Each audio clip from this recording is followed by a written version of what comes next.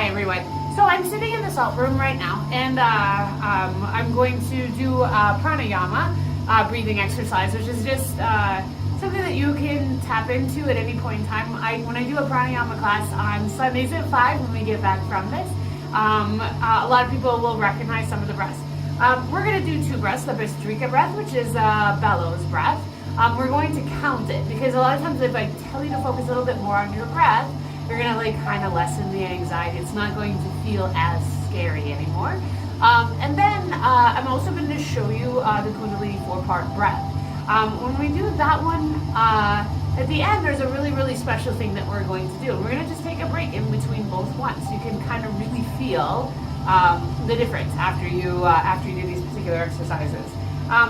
One of the things that I talk about a lot in pranayama is that when we start to control our breath, we actually change a lot of things going on in our mind. Like if you ever find yourself, you get like a worry in your mind, and it won't let go, because it doesn't want to let go until you actually feel like you've resolved that worry. And there are some worries that they're not in our control. We can't actually resolve those worries.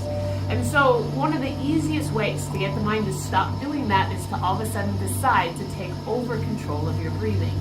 So there are 2 different parts of the nervous system. There's the parasympathetic, which is associated with sleep, relaxation, and kind of self-care time where you actually kind of like tamp down and relax. And then there's the sympathetic, which even though it's associated with stress and associated with a lot of things that we actually consider bad, is very necessary. Sympathetic means that you are aware of your surroundings and you're adapting to your surroundings. So if something's a threat, you need to be into that sympathetic mode to actually get into to actually deal with whatever that threat is, or to hunt or to do whatever. It's really part of the ancient human being is to have that very necessary sympathetic mode. The problem is sometimes it's like a switch that gets stuck in the on position. It's stuck in the sympathetic position, and it doesn't let you come into the other side. So the easiest trick we can actually get into this idea is to come into controlling our breathing. So there are parts there are 2 different types of control of the nervous system. One is an involuntary control. We're not in control of when we decide to just digest our food. We're not in control of when our heart beats. All these different things, we're not in control of the processing through the kidneys and the liver. These are automatic, involuntary things that just go through as their job. And we don't have any kind of sense of control or switch that lets us take control. And then there is the voluntary, I'm going to choose to lift my left arm right up now. And so that's part of walking, part of doing whatever. And usually it's just one or the other. You have a voluntary or an involuntary control over a part of the body. But what's really interesting is both our breath and our eyes are controlled by both. So, for example, our eyelids will blink throughout the day just to wet the cornea, and we don't control it. We're not saying blink, okay, blink, okay, blink. We're not doing that. But we can also choose to close our eyes. We can take control of it if we want to. It's the same thing with our breathing. Throughout the entire day, you're breathing and you're not saying, oh, I forgot to inhale. It just happens automatically. But then we can also take control of it. So the involuntary breathing, the one that just goes off, is really kind of hooked to the sympathetic nervous system. The one that just goes off, and the one we associate a lot with stress and anxiety. The control of the breath is actually based on the parasympathetic mode, where we're now taking control of it, and now we're coming into a relaxed mode. So if you find yourself really full of stress and anxiety, taking control of the breath will immediately flip that switch. We'll also tell people a lot too, if you have cold hands and cold feet, a lot of times that you're kind of wired up on that stress thing. You're up so high, you're telling the body, I don't have time for extra stuff. So it really just concentrates all energy in the core area, and extremities are left out. That's kind of a sign of shock, is the extremities start to let go of blood flow so it can concentrate on the more vital organs. So an easy way to actually get it so your hands start to feel warm again, actually a lot of people don't know this, is to start to control your own breathing. So you're controlling your own breathing, you're also telling your brain I don't have to worry about anything. I'm controlling my breath right now. It must be a very safe time in my life. So the first breath that we're going to do, and I always kind of explain pranayama breath. When we do a bellow breath, we're going to bellow the belly out. So if you think of the old fireplace bellows where we push like this, our inhale is the pulling out. It's the making a large amount of room to put as much air as we possibly can in our body. So you'll hear me say inhale through your nose, your chest, fill your chest. Big Buddha belly, like blow it like you just have a giant beer belly. And then when we come into our exhale, we're going to start to exhale through the head, through the chest.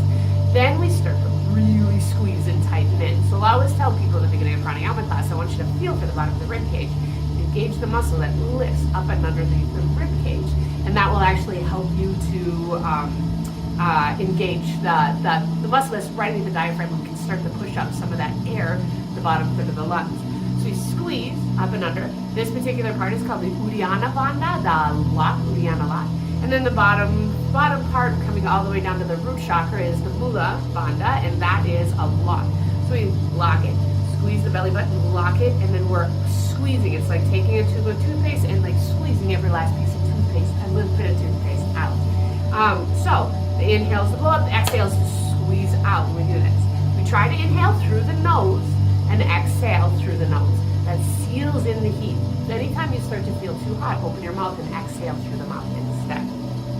So it's going to go in inhale for 7, hold giant full lungs for 7, and then we're going to start to squeeze the air out until there's not a molecule of air left in our entire body all the way down to the pelvic floor for a count of 7, and then we hold empty lungs for 7, and then we repeat this. So we're going to do this 6 times. You can have your hands on your knees or palms upward, roll the shoulder blades down, drop your chin down, and close your eyes. As we begin this, just begin to check into your own breathing. Notice when you inhale, and notice when you exhale. It's not controlling them, we're just kind of checking in. Feel our body as it sits in the very present moment. Feeling the salt, in my case, underneath my feet. Wherever you're sitting, just begin to notice clothes on your skin, the air on your skin. We'll begin by blowing all the air out. With the inhale, begin to blow out the belly. Fill up the lungs. Keep filling in. Feel like as if you're filling lungs even into the sinuses. And hold. 2, 3, 4, 5, 6, 7. Begin to exhale through the head, through the chest. Squeeze up into the rib cage. Squeeze your belly. Squeeze the pelvic floor. 6, 7. Hold empty. 2, 3, 4, 5, 6, 7. Inflate. Blow out the belly. Fill the lungs. Fill the throat. Fill the head. 5, 6, 7. Hold. 2, 3, 4, 5, 6, 7. Exhale. 2, 3, 4. Squeeze. 5, 6, 7. Hold empty. 2, 3, 4, 5, 6, 7. Inhale. 2, 3. Blowing up. 4, 5, 6, 7. Hold. 2, 3, 4, 5, 6, 7. Exhale through the head, through the chest. Squeeze up into the rib cage. Squeeze your belly. Squeeze the pelvic floor. 6, 7. Nothing left. Hold. 2, 3, 4, 5, 6, 7. Inhale through the nose. 2, 3, 4, 5, 6, 7. Hold. 2, 3, 4, 5, 6, 7. Exhale through the nose, through the throat. Release through the chest. Squeeze up into the rib cage. Squeeze the belly. Squeeze the pelvic floor. 6, 7. Hold. 2, 3, 4, 5, 6, 7. Inflating through the nose. Blow out the belly. Blow out the chest. Fill through the throat. Fill through the head. 5, 6, 7. Hold.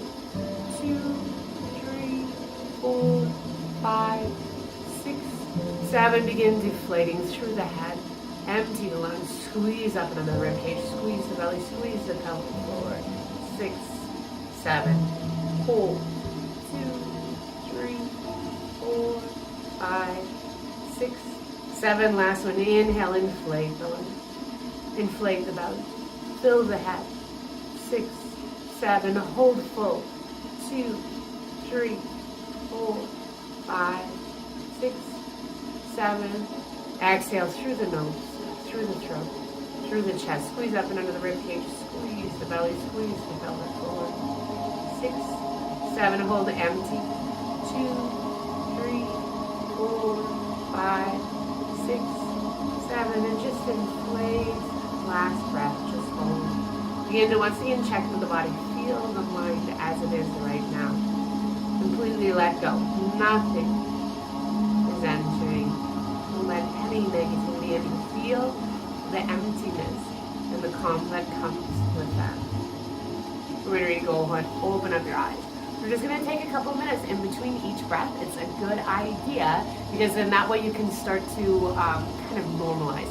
If you do a full pranayama class, you do like an hour's worth of it. We're always kind of like a little pause. And when we're in the salt room, we kind of play with the salt a little bit. But while we're actually kind of staying here, and I can always say too, it's like if during this time, if you want to do a salt session, you can. We're limiting it to just one person.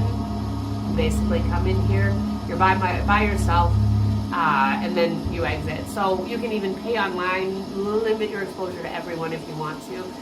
Definitely a possibility.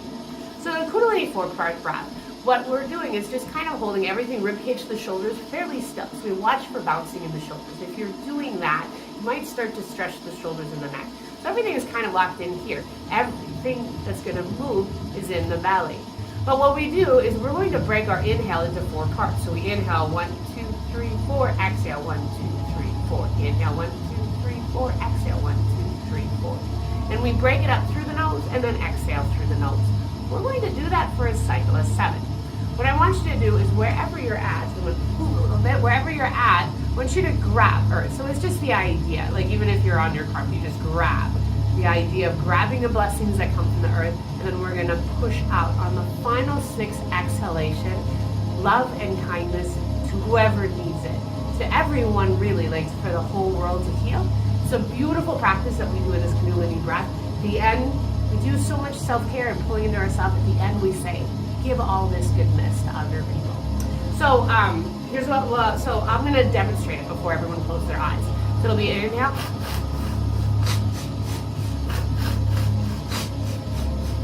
When we get to 6, I'll warn you, I'll take your hands up.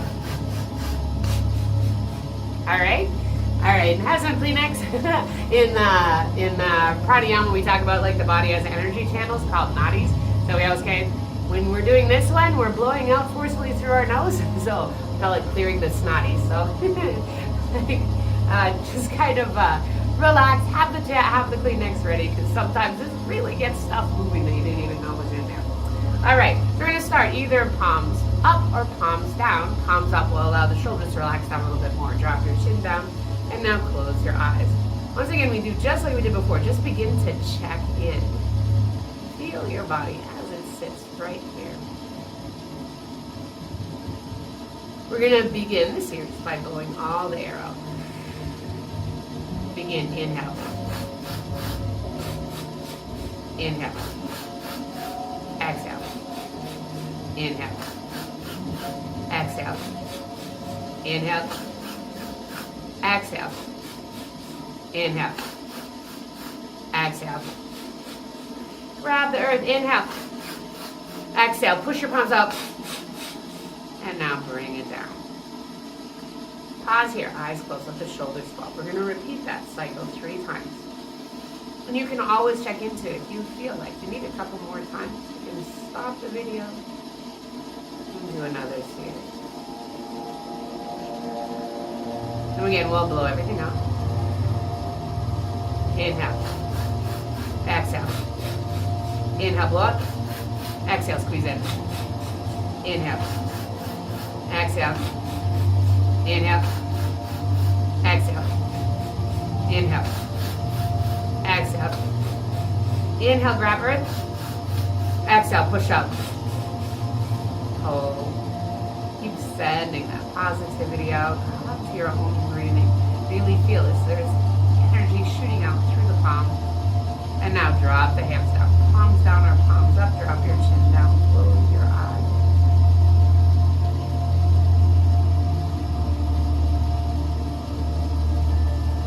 Sometimes during a Kundalini breath, you can feel a little bit lightheaded. So as always, just kind of check into yourself. You never want to feel so dizzy you're going to pass out. When you feel that point out of control, you just pause. Come to your own breathing, not controlling it, but noticing it instead. We're going to do our final cycle. Blow everything out. Inhale. Exhale. Inhale, squeeze out. Exhale, squeeze in. Inhale. Exhale. Inhale. Exhale. Inhale. Exhale. Inhale. Grab the earth. Exhale. Hold out. Drop your chin. Think of whatever you can do to pray for love and healing for your loved ones, for the world, for us to all come together in compassion and kindness. And when you're ready, drop your hands down, either palms down or palms up. Drop your chin down to the chest. Feel the stretch in the back of the neck. Then inhale, roll left ear to left shoulder. Drop your chin down, roll right ear to right shoulder. Drop your chin down, left ear, left shoulder. Drop your chin down, right ear, right shoulder. And now drop your chin down with the inhale, lift and open your eyes. Thank you so much. Namaste. And really kind of stay tuned. All of our teachers are really doing their part to really kind of help us keep connected, keep part of a community. And so I really, truly appreciate you. Thank you.